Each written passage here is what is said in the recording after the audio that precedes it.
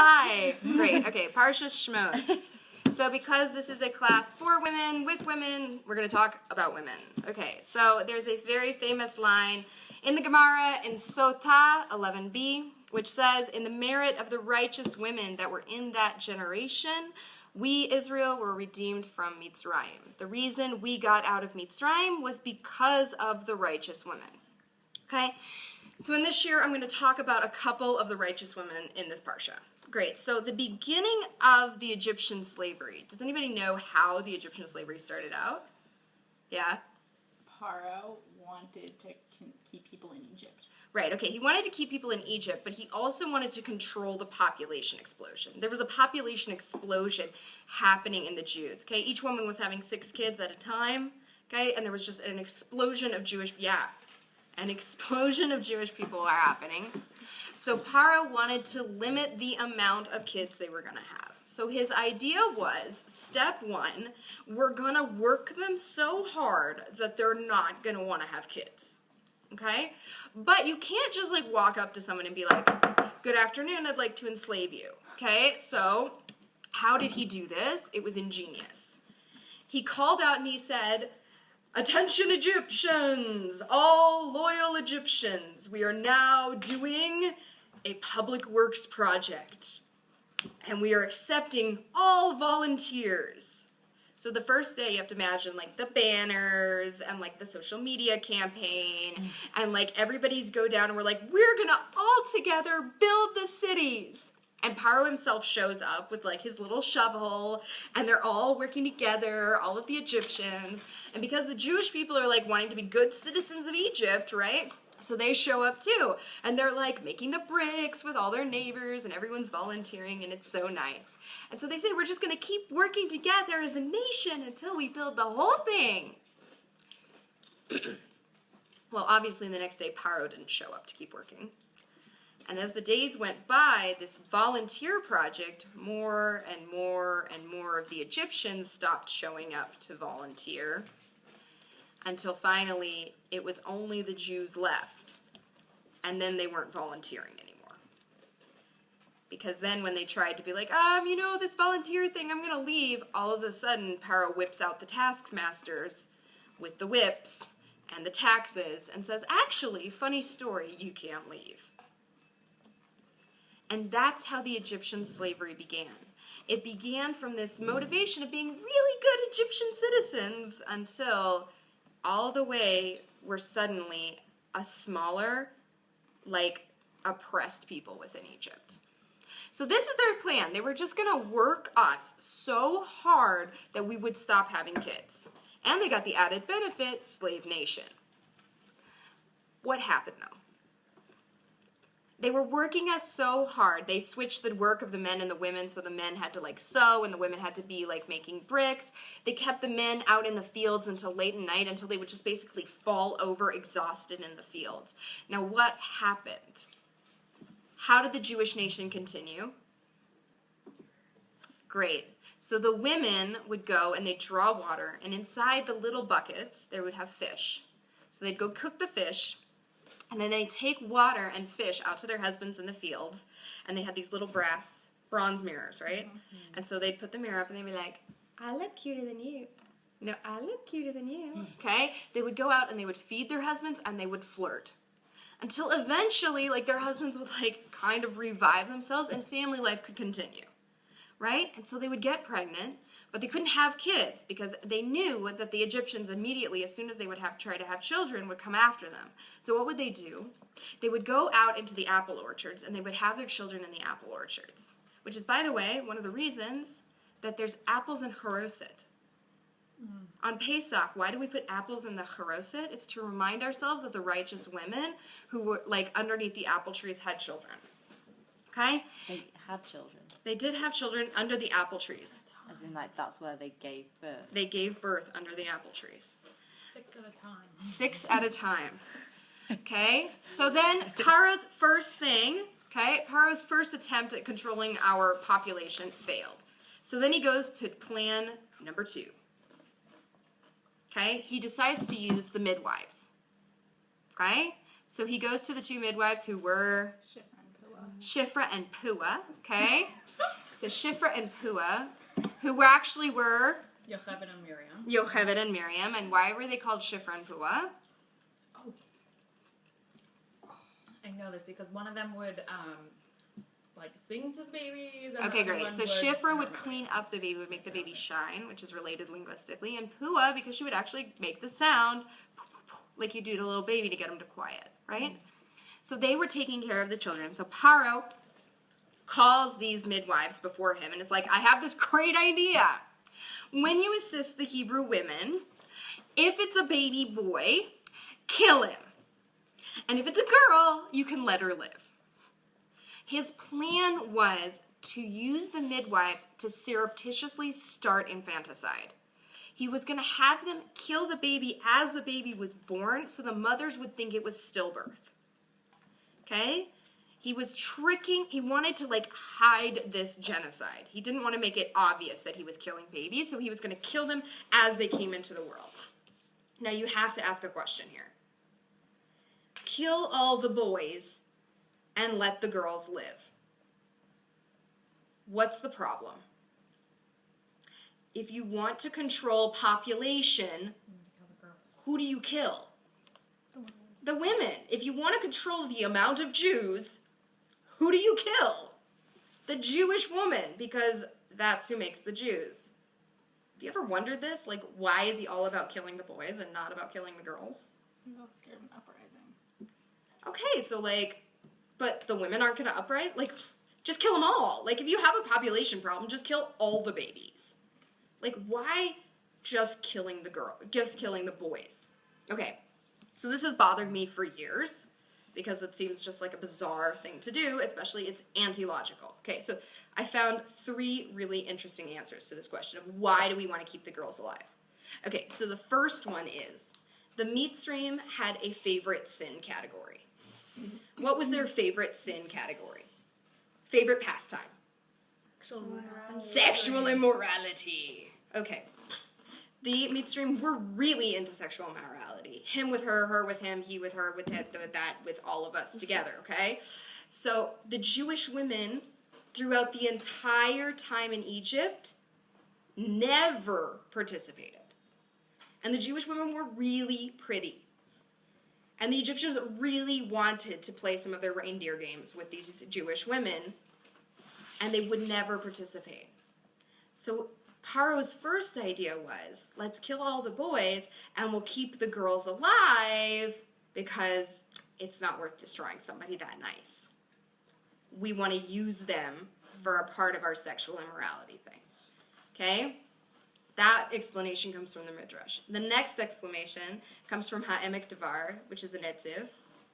And he says, Paro was playing the population game.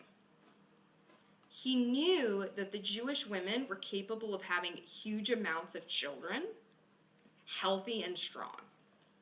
So he said, we'll just get rid of all the boys, we'll take the Jewish women, and then they'll have 6 kids for us. And then Egypt will end up having a population explosion. This is an amazing plan. We'll just take the women, and then they'll just have a ton of kids, and then Egypt will end up being stronger. And the third explanation is from the Orach Chaim. And he said the plan was as simple as this.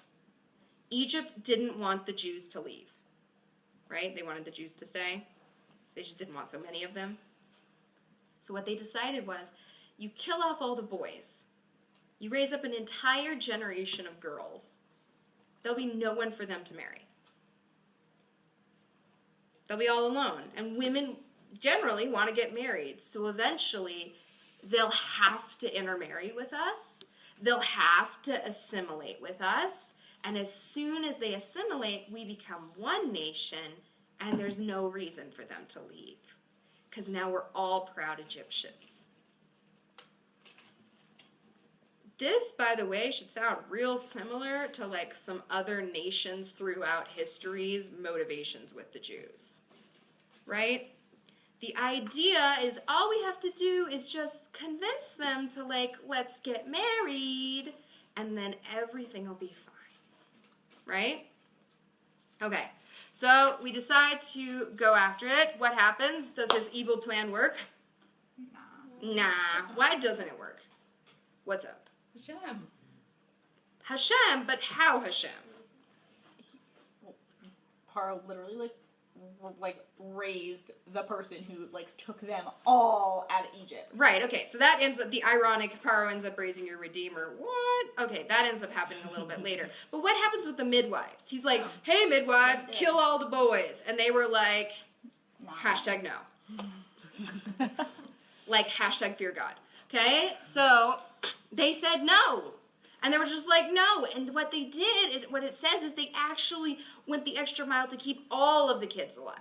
Okay, because Shiphrah and Puah had a problem. Everybody knew that there was something shady happening between them and Paro. So they were afraid of them. The Jewish women were afraid of the midwives because they thought they've got some sort of secret plot. So Shiphrah and Puah prayed like crazy that during that time there would be no natural stillbirths, that no women would die in labor so they wouldn't be suspected of doing anything wrong.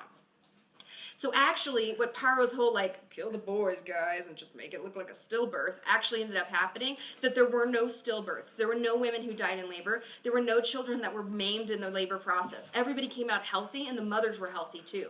Because Shiphrah and Puah put, 900% of effort into it, and were davening like insanity, trying to keep everybody healthy. So Paro calls them back, and he's like, yo, I told you to kill the boys. And they're like, oh, it's just, the Jewish women, they're just like animals. They just don't even need us. By the time we get there, the baby's already born.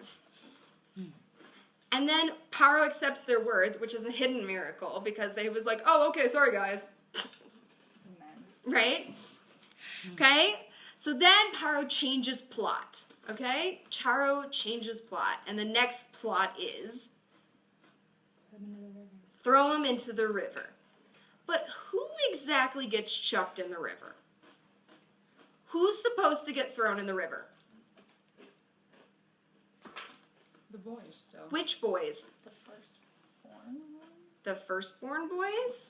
No, it was all the boys. It was Not all the boys in Egypt. Paro says, Vayitzav Paro lechol amo. Paro commanded his nation, Lemor, saying, Kol haben hayoled hayaora. Every boy's born into the river. Guess what? It was the Egyptian boys and the Jewish boys. Every baby boy born was supposed to get chucked in the river. Now, why? What a weird thing to command. Okay, I get when you're trying to control the Jewish population and you've got this motivation, you really want those women for yourself, so you try to hide this genocide. But then all of a sudden you're like, nope, we're gonna really just kill everybody. Why would you kill your own people's kids? You want him to usurp him.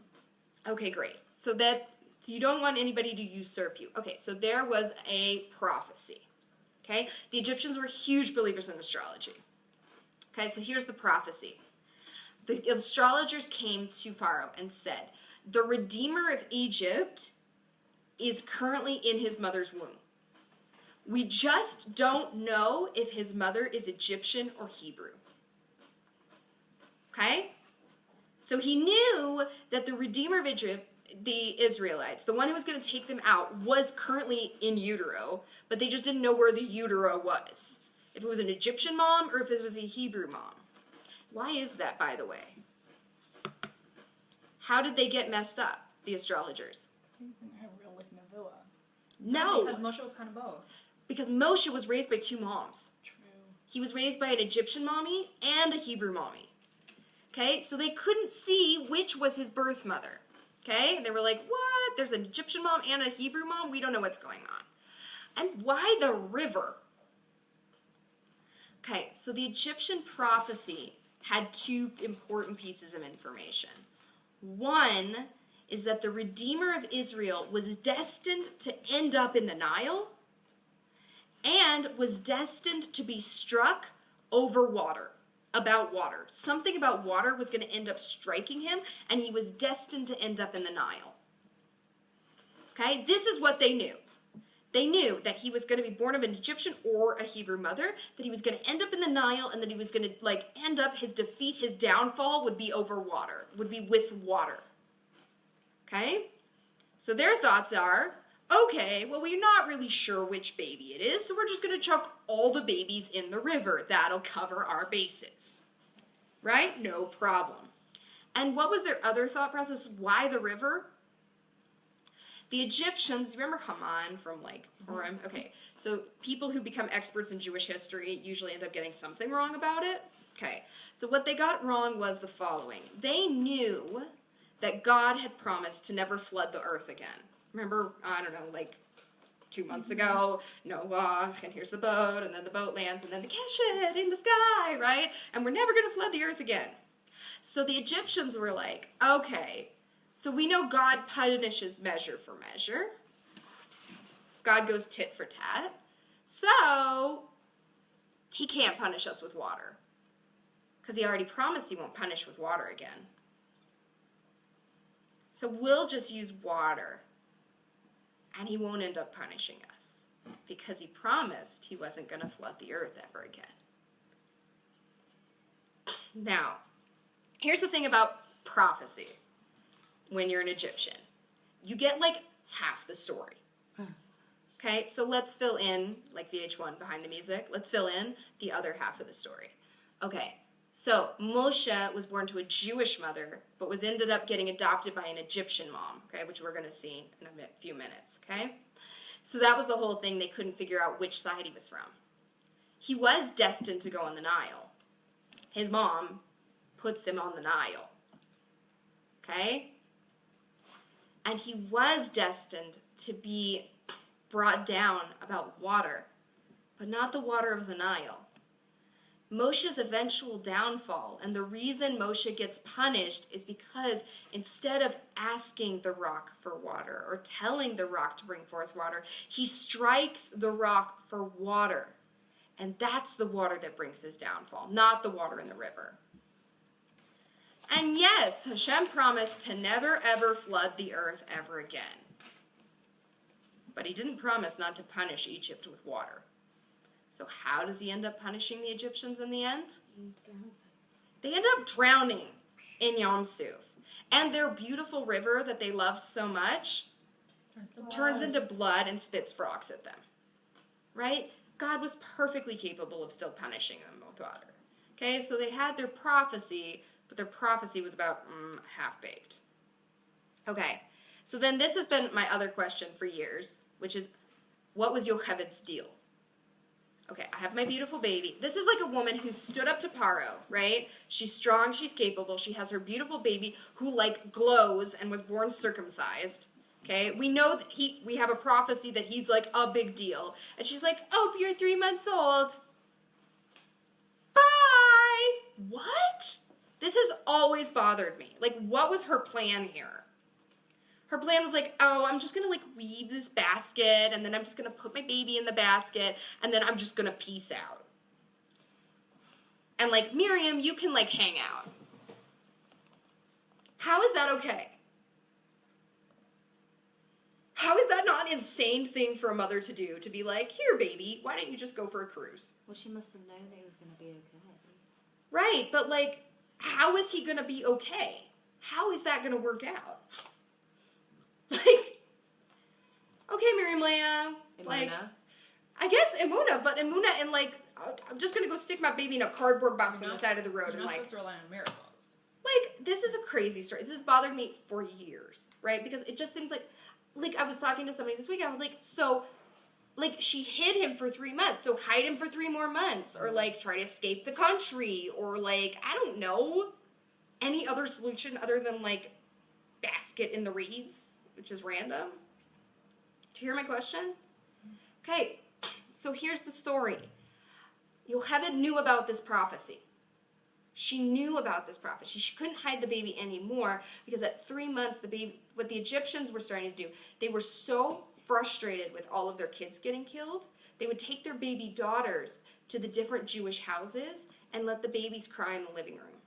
Because when one baby cries, all the other babies start crying. Okay, so the Egyptian women were trying to find all the other kids. So at 3 months, she couldn't hide Moshe anymore.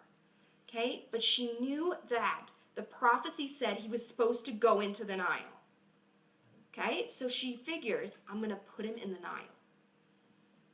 And maybe that will fulfill that prophecy, and maybe I can stop the slaughter if I just put him in the Nile.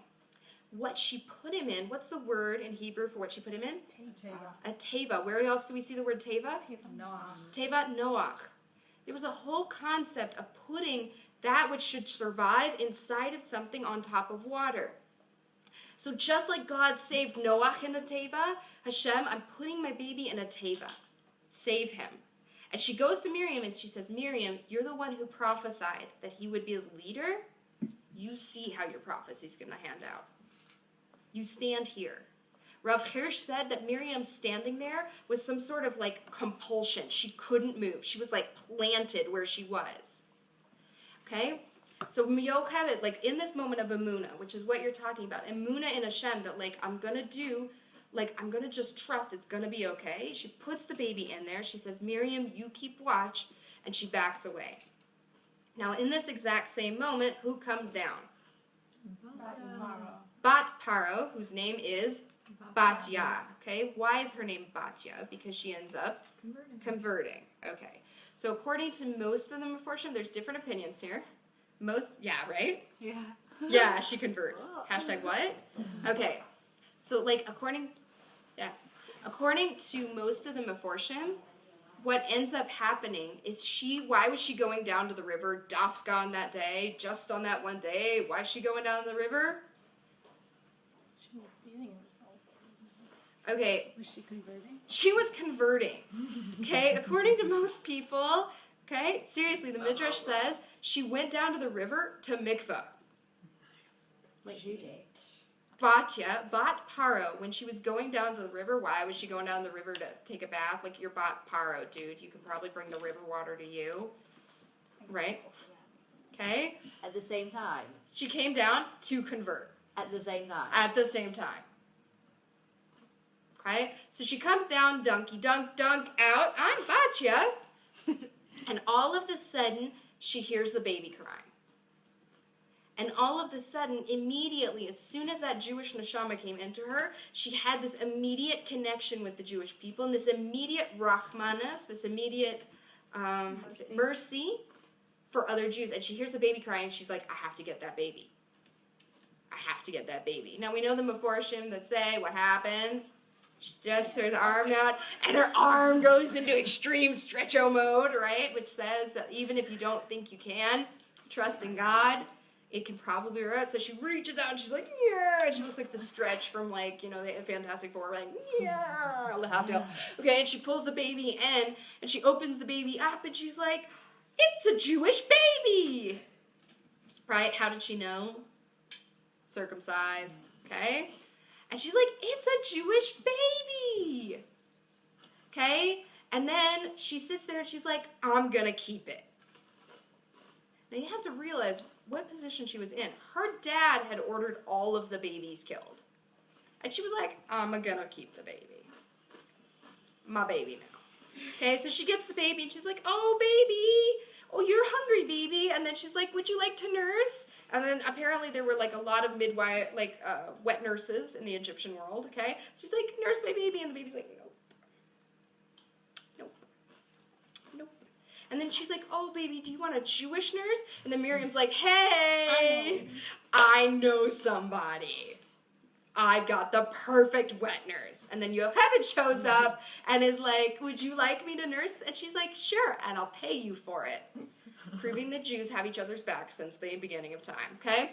So, Yocheved takes the baby. She nurses Moshe, according to the Meforshim, for 24 months. He stays with her for 2 years. And then Bat Paro, Batya, comes and raises him in the house of Paro. Now here's the amazing thing that the Biala Rebbe says, okay? The Biala Rebbe says, Moshe's name was given to him by who? Bat Paro. The name that we call Moshe Rabbeinu is the name that the daughter of Pharaoh gave him. Because the daughter of Paro was the one who was responsible for his education. The Moshe that we got was educated by the daughter of Paro, a holy convert who taught him to have rachamim, to have mercy on his other Jews. She called him Moshe because she reminded him, I was brave enough to pull you out of the water, sweetie. I risked my life to pull you up out of the water and to save you. And she ingrained that character trait in him. The ability to have mercy and have connection with the other Jews at this profound life-risking level. I will pull you up out of the water, even if I'm putting my own life at risk. And Moshe never doubted that he was Jewish. He always knew he was Jewish because his foster mama raised him that way. She raised him to be royal, right? He grew up in the house of kings, and she raised him with the oomph to be Jewish inside Paro's house. She managed to take a baby born into slavery and make him a prince who was completely self-assured in his Judaism and was so connected to his brethren that as soon as he turns basically 20 years old, he's out there with them, helping them with slave labor. Anybody else growing up in a palace would have been a spoiled, rotten, entitled brat. Right? He would have been the Jap of the Jews. Or I guess the Jmap, the Jewish Mitzrayim prince, right? Jmap. Doesn't work as well, right? He would have been completely spoiled. He would have been a disaster. But Batya was the one who raised him. Batya was the one who raised him. And because she raised him the right way, and so much so that we keep her name for him, he had 10 names, we keep Moshe for him, he was able to become the Moshe he had to become. Right? So in this Parsha, we see all of these amazing women who took insane risks for the Jewish people. Right? By the way, Batya ends up marrying Caleb. According to what I read from the Biala Rebbe, which is in Devrei Hayamim, okay, Batya ends up marrying Caleb because she was a rebel. Okay, she rebelled against her father, and he was a rebel because he rebelled against all the other spies, and a rebel is a good shidduch. I just thought that was great. Anyway, thanks, Biala Rebbe. Okay, so in here, we've got women who they're trying to separate them from their husbands. They're trying to stop it. And women in complete Mesiras Nefesh, with complete self-sacrifice, are out there continuing Jewish family life, continuing to have kids. Can you imagine being in slave labor while pregnant? And they're going out there and they're like, we're going to bring kids because the Geula is coming. We're going to bring kids because we're going to get redeemed. Then we have Miriam and Yocheved who are strong enough to stand up to Paro himself and be like, oopsie, just couldn't follow your orders, sorry. And who actually ended up turning the tide and keeping stillbirths and making Jewish reproduction happen even stronger and even faster. And then we have Yocheved who has a baby and has enough muna to put the baby in the reeds and be like, I know you've got this. I know you're going to save him. We've got Miriam who's so trusting in her prophecy that she's standing there being like, I'm going to just wait and watch how Hashem figures this out. We've got Bat Paro who ends up becoming daughter of God. That's her name, by the way. Daughter of God. Who shows up and is like, you know what? In the middle of this, I'm going to become Jewish because this is real. And I'm going to raise the Jewish Redeemer in the best Yiddish mama fashion possible in Paro's house. In the merit of righteous women we got out of Mitzrayim. And the most amazing thing is, that's what else the Talmud says. In the merit of righteous women in every generation, we will bring the final redemption. It's going to be the women who get it done. It's going to be the women by continuing to have family life. It's going to be the women by denying stupid rules that have nothing to do with the Jewish home. It's going to be the women who are going to raise our kids like Yiddish mamas with the strength to be a Moshe Rabbeinu. We're going to bring the Geula through the power of righteous women. Convert or not convert. A Jewish woman is a power to be reckoned with, which is what Paro underestimated when he thought that he could stop us. And what ended up being his downfall ended up being the righteous women. So I just bless you this week that you tap into your inner righteous woman, your inner power to be who you are and to know what's going on, to have that amuna, to have that strength. And I bless us all that very soon we should bring the Geula b'mhera b'yameinu. Amen.